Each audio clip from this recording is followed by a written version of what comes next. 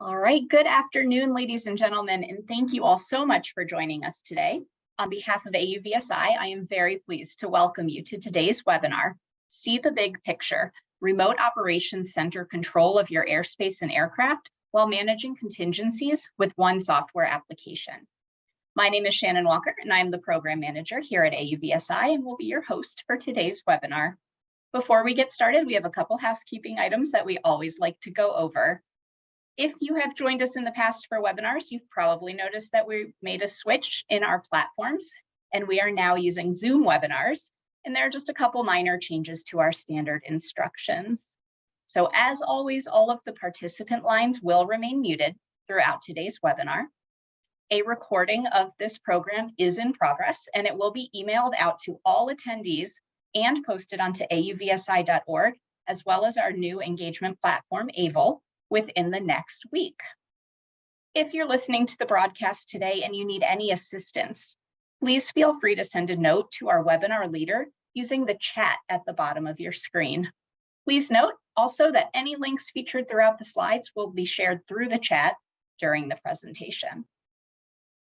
After the presentation today, we're going to open up the session for Q&A. So attendees, you are encouraged to submit your questions at any time throughout the webinar using the Q&A button at the bottom of your screen, but the questions will be saved to be answered towards the end of the presentation.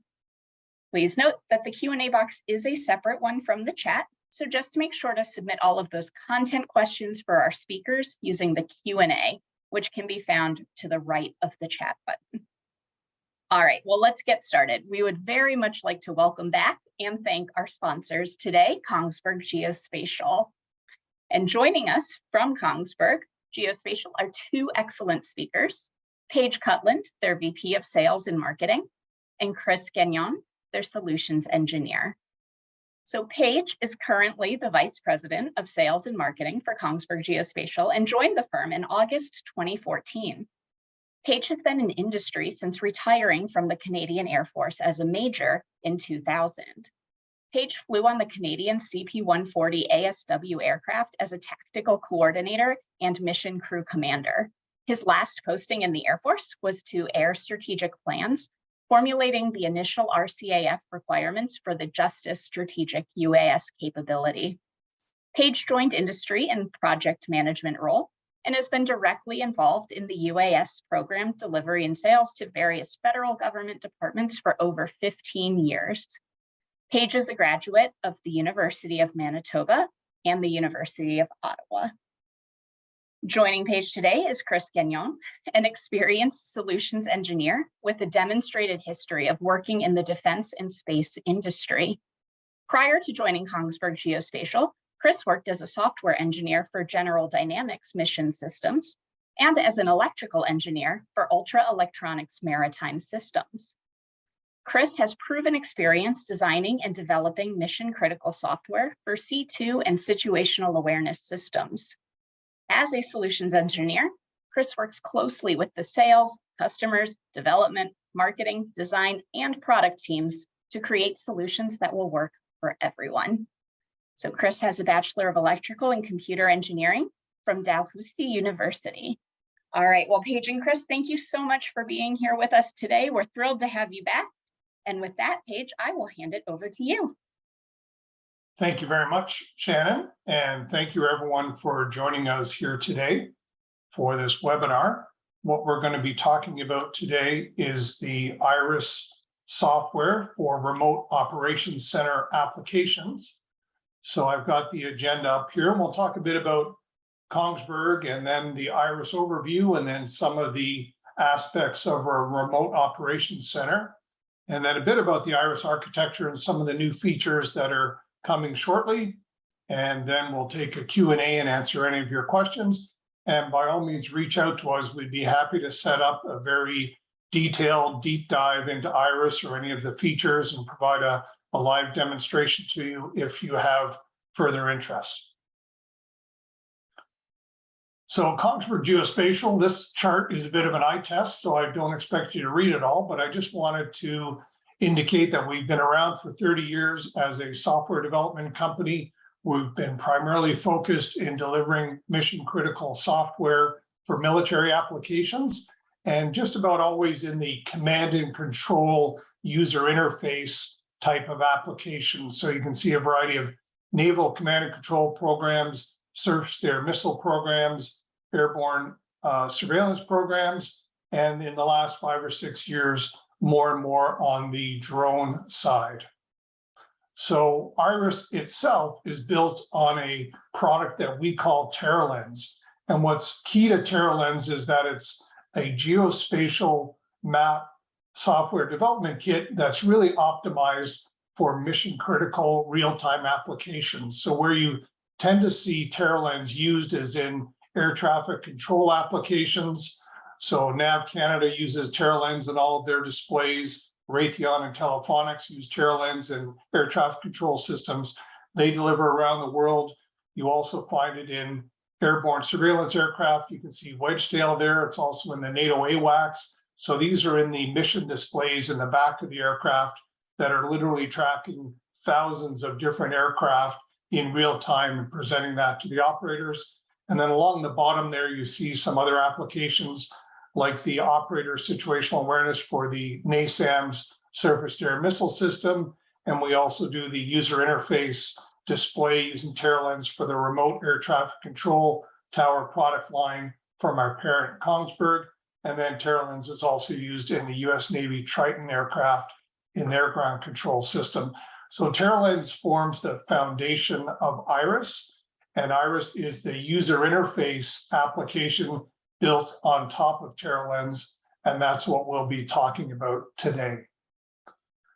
So the goal of IRIS is to prevent this problem, the problem that often occurs where as you add a new sensor or add a new data feed, that it adds a new display in front of the operator. So the goal of IRIS in this remote operations center use case is to combine all of these different sensor and data feeds into a single operational picture that will allow the operator to not only monitor the airspace, but control the vehicles and then deal with contingencies as they arise. So the basic elements of IRIS that I'll talk about today are the 3 layers, if you will, of an integration framework, the methodology and expertise we have of integrating new types of data feeds into IRIS, the IRIS services layer, which is all of the types of decision support that we calculate and provide to the operator. And then the IRIS user interface layer will demonstrate through some videos of the type of information and the ways that we present information to the operator. So from an airspace management point of view, there's a lot of different information that UAV operator or fleet operator needs to be aware of and understand. And so some of those I've listed here, such as airspaces and airborne tracks around you and terrain and buildings and weather. So what we've done with IRIS is fundamentally it integrates all of these different and disparate types of data feeds. So some of this data is very static, like terrain information or satellite imagery, and it doesn't update very often necessarily. There could be periodic aeronautical data that might update every 2 months or so as it changes and gets published. There's live data coming into the system, and this could be from an ADS-B feed or the SWIM feed or the Nav Canada feed, the ANSP feed. It could be live weather feeds or whatever source of sensor data that could be picking up the traffic around you.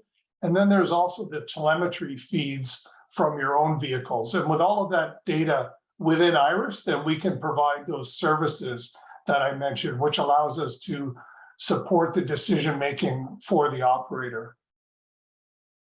So these are just examples of integrations that we've done of different types of data feeds that we've brought into the IRIS Remote Operations Center software. So you can see sensor systems on the left there of different types of radars, optical systems like the IRIS automation system, and then LiDAR, there's RF detection systems, where there are cameras that we can actually control through IRIS that might be on the UAV itself. There's a variety of UTM feeds, and some of those no longer exist, but we've integrated with them in the past. And then ATC feeds like the Harris NextGen feed, which is that live consolidated picture of what's going on in the national airspace in the US. Some examples of recent projects we've done with IRIS. This was a project for Defence Research Canada, who wanted a very portable airspace management system, initially for wildfires, and then it became for VIP protection.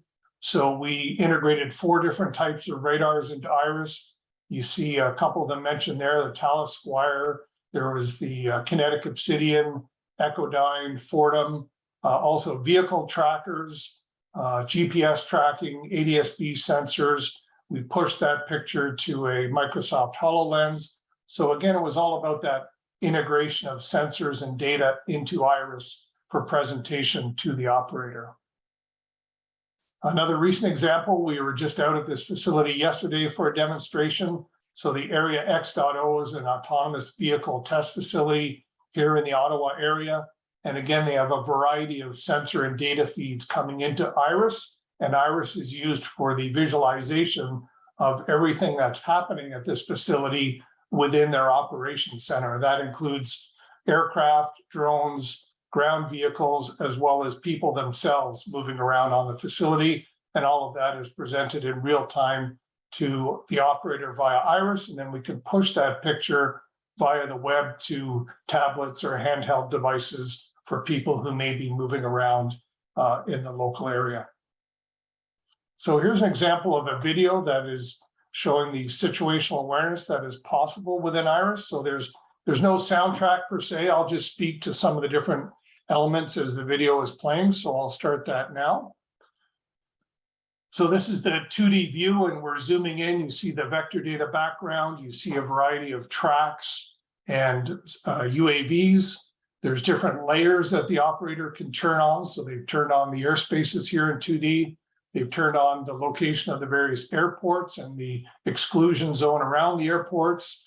You can change the opacity of just about every layer to minimize the clutter on the screen. These are the aviation obstacles, and you can select an obstacle and reveal what it is. So it's unlike a VFR navigation chart where everything is presented to you on a single paper layer. We can very selectively present that information to an operator. So here's an example of a live weather feed coming in through the web, and we can present that and the different types of weather feed. And again, you can control the opacity of each of those feeds so as to not overwhelm the operator. Here we've selected a track. You can see the amplifying information for that track. There's the selection of what we call the cards on the left that you can bring into the main viewport. So this is the 3D viewport, and you can resize these viewports to set up the display you want. Here's a track list card that we're bringing over to the bottom right. Again, you can resize that to optimize your viewing area. Now we've selected just the 3D viewport for display, and you can see the operator zooming in, and you can see our UAVs with their loss of separation zone around them for that warning zone that we'll talk about later. There's different data layers that you can turn on. So there's satellite imagery coming in via the web here that's being draped over the 3D terrain. There's OpenStreetMap is a different format of map that we can present. So that's one of the strengths of using TerraLens, is that underlying map engine, is it really allows for a high performance presentation of the GIS layers.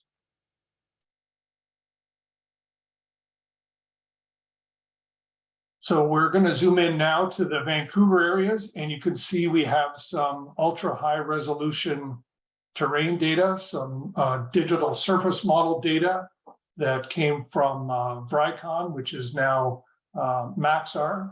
So this is 30 centimeter resolution, and we can use that data for loss of separation. So you could literally set it up to fly down between the buildings and the building canyons, if you will, because of the very high accuracy of this high resolution data. So I'll go on to my next video now, which is showing us the airspace creation. So he's moved the map north of Vancouver there, and he's going to use the drawing tool within IRIS to create a circle in this case, change the diameter of the circle, save that. We'll now go into 3D, and you can see it's appeared in the 3D view as well. And he can now modify that circle and extrude it into a three-dimensional airspace. So he's selecting a type of airspace, and we'll assign now the altitude values for the top and bottom of the airspace. And you can also set the class of the airspace that you create. And then you can select warnings and alerts to let you know if anybody has come into that airspace, or if you're in that airspace and you leave the airspace, we can alert you of that as the operator.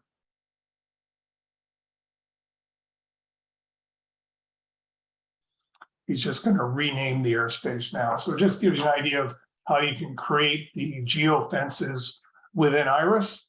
And then he's now going to go into the airspace list and remove that airspace. So the third video I'll show you now is on airspace visualization. So I'll just start that, and you can see that the published airspaces around Vancouver, there's quite a few of them, the wedding cake of the various stacked airspaces, and you can select an airspace and see the different types, the different classes here. You can select different classes on and off that you'll see him do here. Again, you can control the opacity of what's presented to the operator, so you don't necessarily overload them and block out other data that you may want to see. But certainly in 3D, you get a real sense of the altitude differences of the airspaces. If you're looking for a certain class or a specific airspace, you can highlight, and then it'll recenter you onto that airspace, is what you're seeing happen here.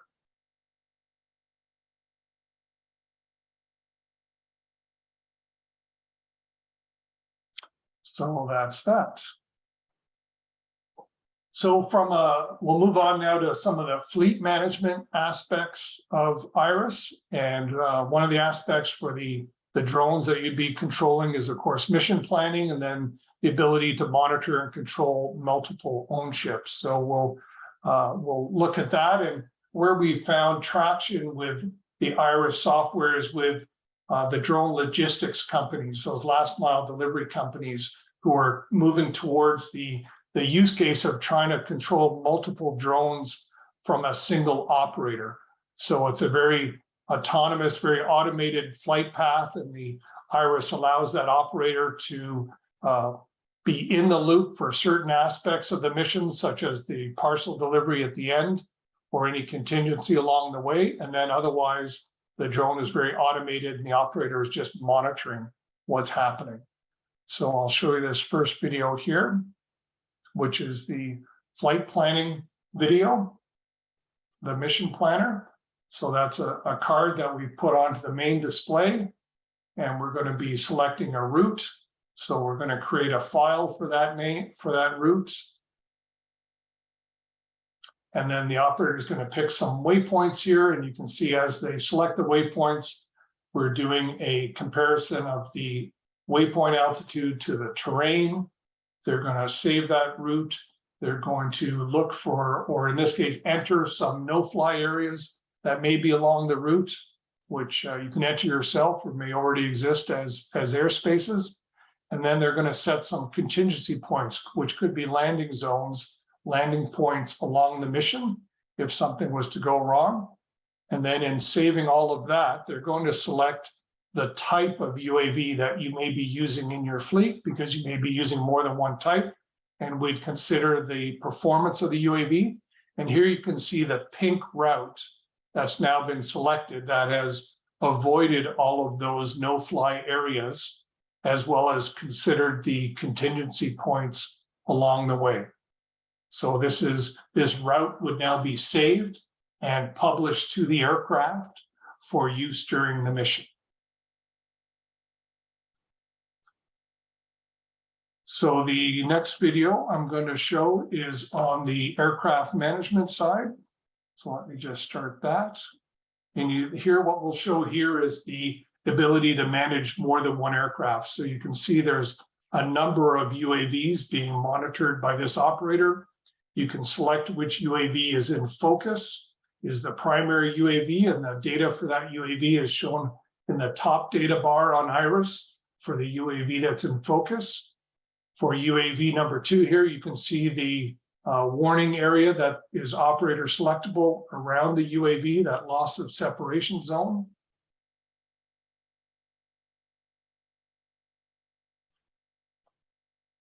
So that's how some of the features for the operator when they're managing their aircraft. From a contingency management point of view, sort of the things that could make it a tougher day for you, there are various ways that we assist the operator within IRIS for contingencies such as terrain avoidance or loss of separation. And then we've also done a full integration with a contingency management platform from Cal Analytics, which is a very powerful tool to manage those contingencies outside of the aircraft. And I'll explain that a bit better when we get to that. So let me first show you a video around terrain avoidance and the type of visualization that we provide to the operator. So here you see in the 2D view that there's we're heading towards some terrain. That yellow is at our altitude and red is above our altitude. And then in 3D, it's illustrated even better, the value of the 3D display. As you can see, we're heading towards terrain far more clearly now that is above our own ship altitude.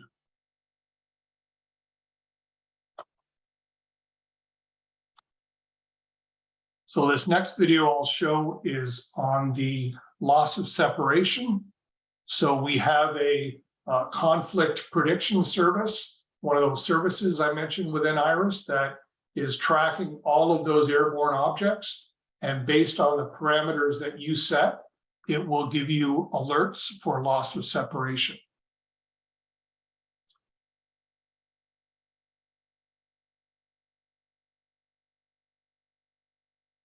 So there is a conflict that was alerted to the operator, so there'd be an audible tone. And when you select that conflict, it recenters to the aircraft that has the alert. And so here you can see what's happening is that gray line is predicting on both vehicle paths where that closest point of approach will be. And you can see there's also the relative distance and the relative altitude at that closest point of approach. So that's our conflict prediction service to alert the operator. So I mentioned the integration with the Cal Analytics contingency management platform. And this is a very powerful tool that is, I would say, not so much focused on what's going on with your vehicle, but it's focused on what's going on in everything around the vehicle or supporting the vehicle mission. So these could be the sensors, the telemetry between the sensors and IRIS, the telemetry between the aircraft and IRIS, any real-time weather that might be impacting your mission. So just a couple of slides on CMP, but again, a very powerful tool. We'd be happy to make the introduction to Cal Analytics to explain more of what their product is providing. And IRIS is the visualization for the CMP, and CMP therefore is a module or an option for IRIS within those remote operations centers. So I'll let you read here, but basically, as I say, CMP is providing that detection of anything going wrong within your supporting ecosystem for your operations, and then through IRIS, raising that alert and visualization to the operator. Some of the different services that the CMP provides, you can read here. Certainly the health and integrity monitoring of all the systems I mentioned. There's an integration within the CMP with the resilience framework product. That's a key part of CMP, and also a integration with the true weather forecasting system that provides that micro weather forecasting, which for your very local operations could be very useful. So here's an example of the visualization through IRIS of that real-time weather from true weather, and that the system, the CMP, is able to draw this polygon around that area of weather where you don't want to fly, and then we alert the operator as to how they may need to modify their route as a result of this real-time weather. Another example from that CMP is that a lost link. So you've lost your telemetry link, and the system will detect the last time the telemetry was updated versus the real time of the clock, and let you know when you've lost telemetry. So there's a lot of behind the scenes monitoring of your systems and subsystems that CMP allows to be raised to the operator through IRIS. So a little bit about the architecture for remote operations centers. So the goal, as I said, that first level of the layers, if you will, of IRIS is that integration framework for the data ingestion. And then it's that scalable UI layer that allows multiple operators to be working on different airspace areas, different sets of sensor information, all within the same remote operations center. And then finally, it's all the recording of the data from the missions for replay and record keeping. So here's a basic architecture. The sensor data is top left. We have a variety of ways, including DDS as the middleware for the publish subscribe architecture to get all of that sensor and data into IRIS. The services are bottom left of the various services that we provide to the operators, such as detect and avoid, terrain avoidance, airspace alerts, vehicle alerts. And then bottom right is illustrating that there could be many different operators sharing that common data. And finally, there's an ownership telemetry service that allows IRIS to receive the telemetry from the aircraft and also integrate directly with the autopilots and provide that control function. This isn't the prettiest diagram, but it illustrates a remote operations center implementation where you can imagine that there are different cities where IRIS may be operating, and all of that data is remoted to a central remote operations center. So in the case of city A, you have some shared airspace data and sensor data that more than one IRIS operator in the remote operations center is using, whereas operator 3 is focused on a different geographic area and set of services, and operator 4 is focused on a city C, yet again, a different geographic area and a different set of services. And then there's the option to bring a supervisor into a loop where the mission plans may need that supervisory approval before they're able to conduct their missions. So this is what IRIS integrates into that remote operations center, is that ability to control multiple aircraft in multiple locations via IRIS. These are different protocols that we can ingest into IRIS. I'll just let you have a quick glance at that.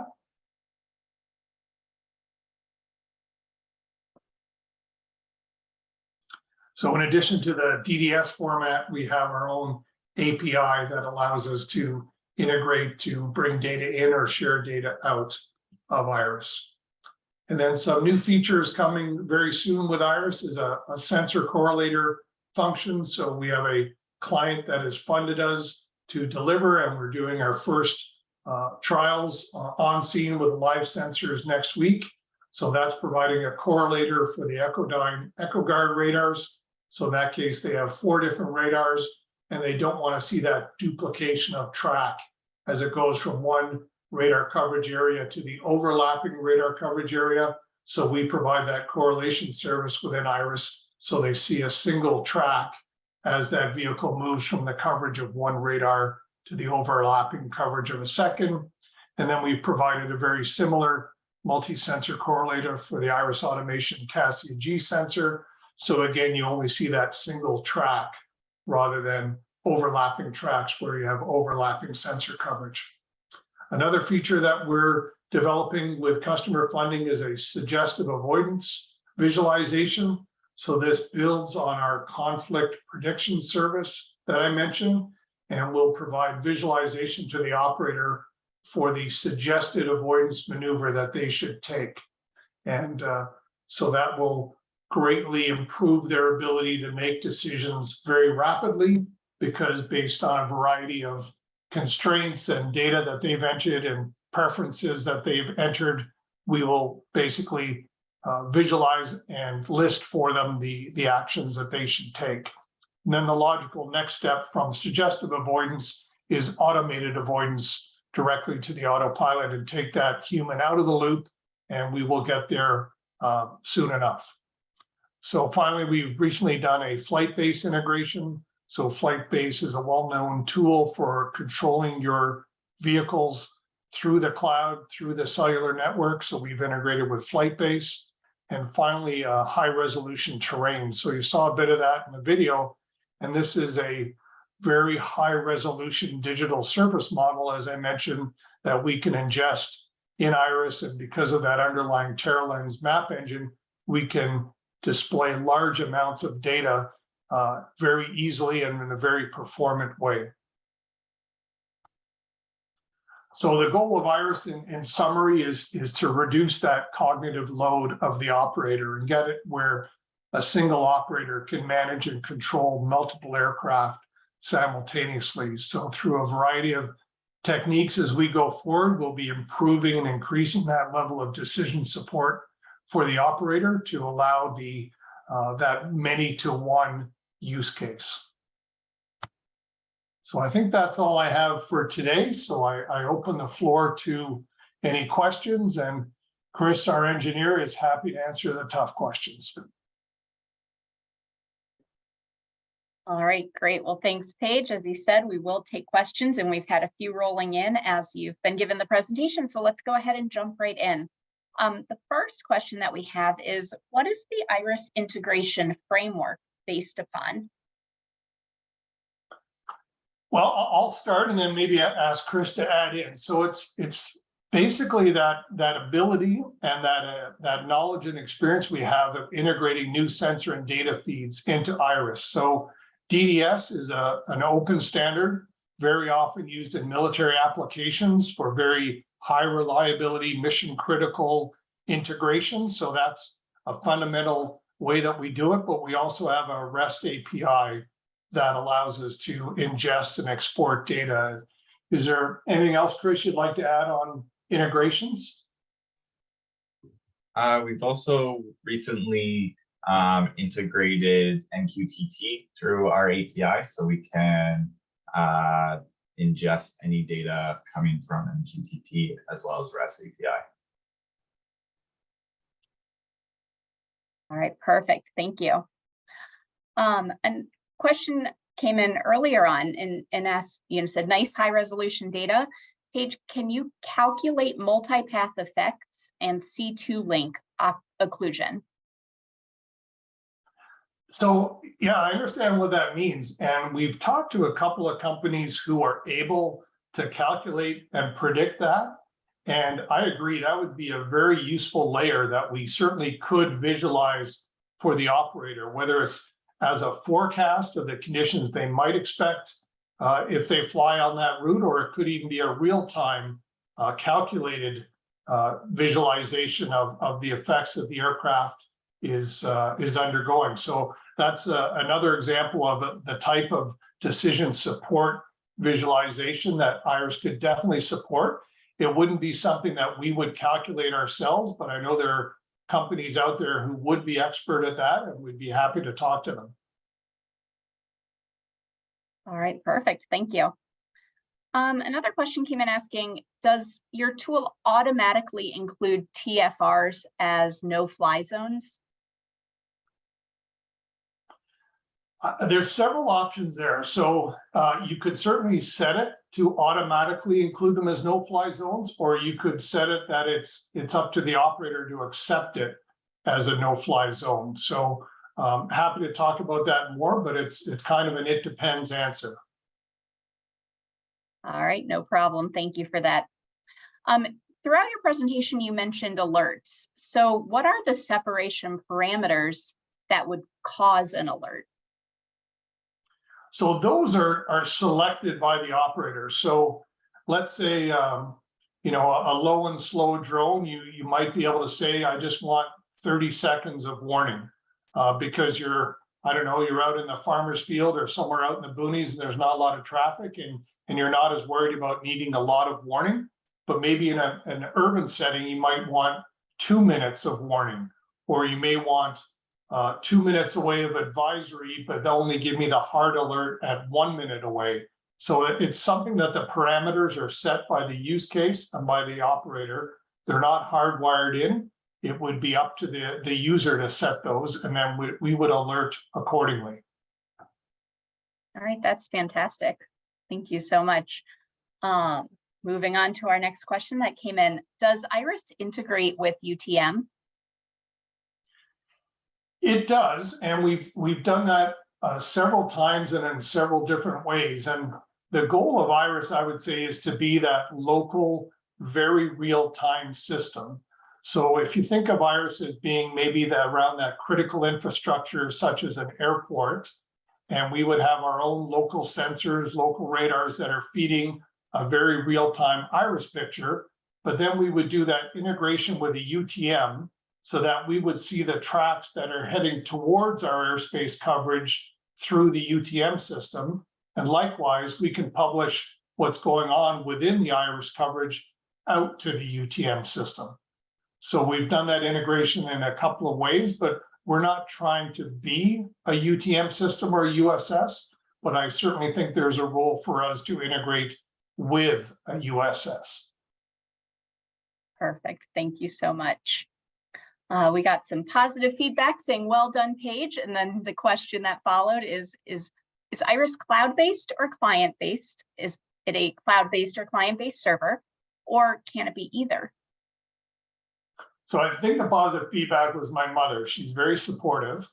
But as to the question, maybe I'll kick that one over to you, Chris, as to whether we're thick or thin client. Yeah, right now, the main application for Iris is the client application that runs on a Windows computer. We do have a web viewer that shows basic 2D maps, and that we can push the live tracks to the web viewer so that you'd be able to log in to a web page that's getting published to, and you'd be able to then see your tracks live anywhere from either a phone, tablet, or a remote location. But the Iris services and the main Iris application itself do run as a thick client application. All right, wonderful. Thank you so much for clarifying. Another question that came in asked, what are the minimum requirements for the UAV as far as hardware and software? Well, there's no real requirements on the UAV itself. With Iris, it's all about how do we get the data into Iris to visualize and present to the operator. So if that UAV has a standard telemetry stream that we've integrated with before, we could integrate to monitor that telemetry feed. Or if you're have ADS-B out on the UAV, we could monitor that UAV within Iris using the ADS-B out. Or if you have some sort of cellular tracker, like a Unifly blip tracker that's affixed to the UAV, we could monitor the UAV through the blip tracker. Flight Now is the other one I mentioned. Or if your UAV is streaming STANAG 4609 video, the MISB video, that includes the metadata of where that camera is located. So we could position the aircraft based on the camera location data. So there's a variety of ways of getting that UAV position into Iris, but none of those require any specific hardware or software installed on the UAV itself. All right, perfect. We have a couple questions left, so attendees, make sure to submit your questions if you want to get them included in our list before we wrap for this afternoon. The next question that came in, where are your clients wanting to see Iris go in terms of remote operations center applications? Where we're seeing a take up with Iris is I would say on that enterprise level, fleet operator level, where they have different client use cases that sometimes necessitate different types of UAVs and different types of sensors on the UAVs. And what they would like is to have a common user interface for the operation and monitoring and control of those drones. So they don't want to have a different user interface for every different type of drone they operate. So our clients are wanting to see that common look and feel, which lowers their training burden, makes it easier on the operator to always have that same UI, regardless of the type of drone or mission they're flying. So I think that's one of the key motivators of our clients, is to really standardize on the look and feel for their operators, which improves that on the training side. Absolutely. Yeah, thank you. How many operators can use IRIS simultaneously? Well, quite a few. So if you imagine that if we're talking about a single city with a single set of sensors that's covering the whole city airspace, then that's likely a single set of services that is calculating all of the alerts and warnings based on that sensor data. And that single set of services for that common airspace could be shared by any number of IRIS users.